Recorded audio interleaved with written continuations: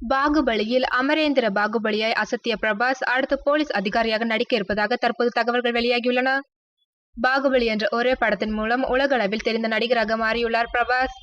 தற்போது பாகுபலி 2 படத்தில் நடித்து வரும் பிரபாஸ் அடுத்து எந்த மாதிரியான படத்தில் நடிக்கப் போகிறார் என்று அவரது ரசிகர்கள் ஆவலுடன் காத்திருந்தனர்.